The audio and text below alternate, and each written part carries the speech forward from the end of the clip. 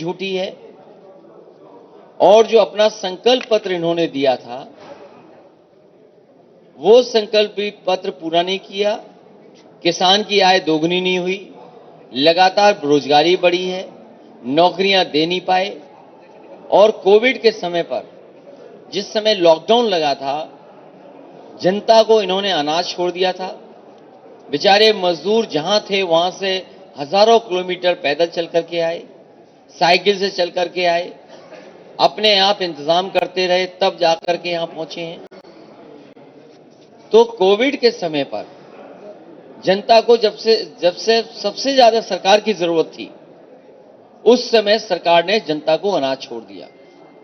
बहुत सारे लोग ऑक्सीजन और दवा की वजह से हमारे बीच में नहीं रहे। अगर उन्हें समय पर दवा मिल जाती, समय पर ऑक्सीजन मिल जाती, समय पर अस्पताल मिल जाता, तो बहुत सारे लोगों की जान बचाई जा सकती है। और हम समाजवादी परिवार ने तो देखा है बिल्कुल करीब से।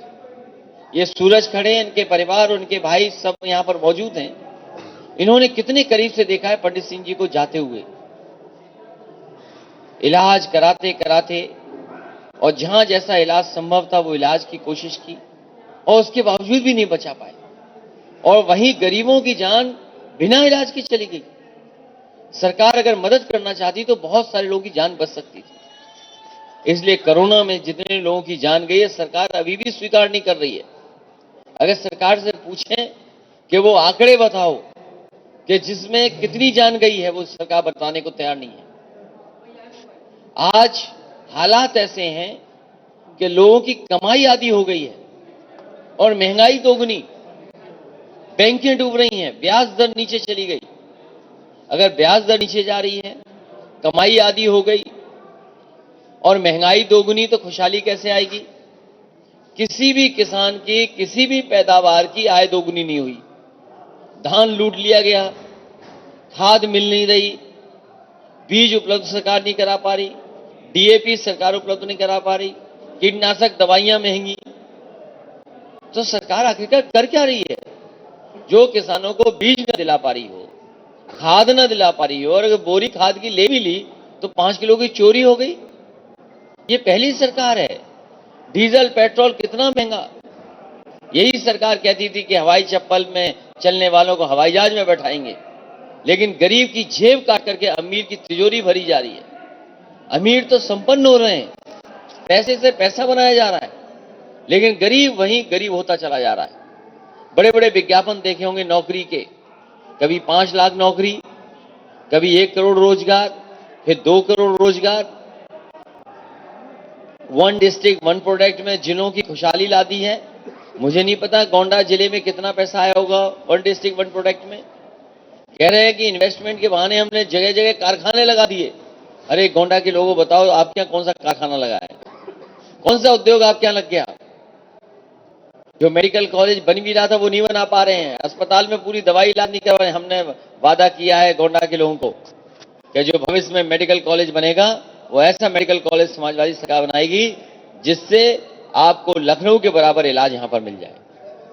जो सड़कें बनाई, 4 लेन बननी चाहिए थी। ये सरकार बताए कि जिला हेडक्वार्टर को जोड़ने वाली कितनी 4 लेन सड़क बनाई। मुझे याद है लखनऊ से नानपारा वाली सड़क में 4 लेन बनाना चाहता था, उस समय की सरकार ने बनाने नहीं दिया, कहा कि 4 लेन नहीं बन सकती है। और उसी समय फैसला लिया कि 4 लेन बनेगी, और बहराइच से श्रावस्ती आप जानते होंगे 4 लेन सड़क बनाई। ये भी आपकी जरबल वाली रोड 4 लेन बनाई। अब 4 लेन रोड बन गई, जहां डिवाइडर में पेड़ लगने थे, पौधे लगने थे, फूल लगने थे, वहां बताइए सांड बैठे हुए। जो सरकार सांड ना हटा पाए, उस सरकार से क्या उम्मीद करोगे आप? इसलिए यह सरकार जाने वाली है। जब से समाजवादी पार्टी ने पहला संकल्प पत्र लिया है, जो पहला संकल्प लिया नए साल पे कि गरीबों को और सभी लोगों को 300 यूनिट फ्री बिजली मिलेगी, उसी दिन सरकार घबरा गई।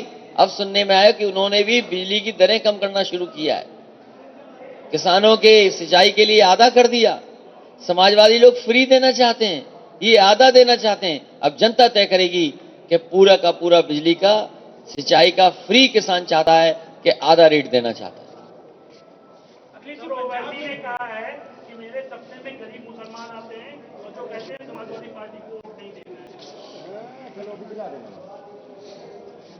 बहुत जवाब नहीं देना चाहिए इस सवाल का, लेकिन आने वाले समय में गरीब, किसान, मजदूर ने फैसला लिया, मन बनाया है कि भारतीय जनता पार्टी की सरकार हटाएंगे। ये तमाम लोग जो सपने या इस तरह की बात कर रहे हैं, तो वो बताएं कि वो भारतीय जनता पार्टी के साथ है कि भारतीय जनता पार्टी को हटाना चाहते हैं।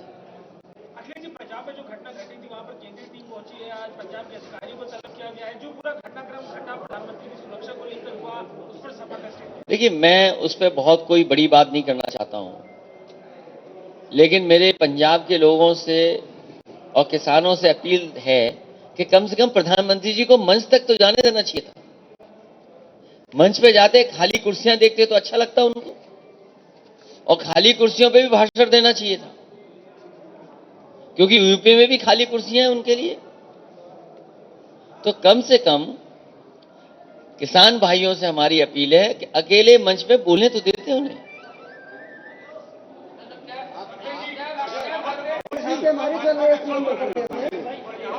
एक एक बोले, पूछ क्या चीज?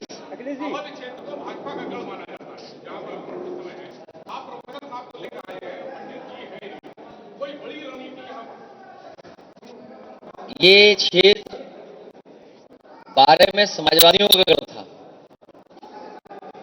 इसलिए पुनः यहां का क्षेत्र और जनता 12 से भी बेहतर रिपीट करेगी समाजवादी पार्टी।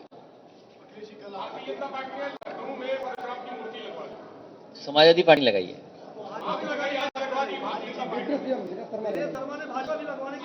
ये भारतीय जनता पार्टी के लिए कुछ नहीं कर सकते। शिलान्यास का शिलान्यास, उद्घाटन का उद्घाटन, दूसरे के काम पे अपना काम, और विज्ञापन में तस्वीरें चुराना, जो रास्ता समाजवादियों का है वही रास्ता अपनाना।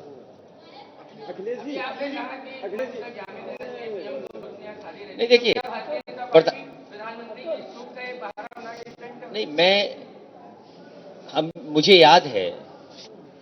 याद है अपना एक समय मैं कोडरमा में गया था, तो मैं देख रहा था कि हमारी पार्टी के नेता लगातार मुझे रोक रहे हैं।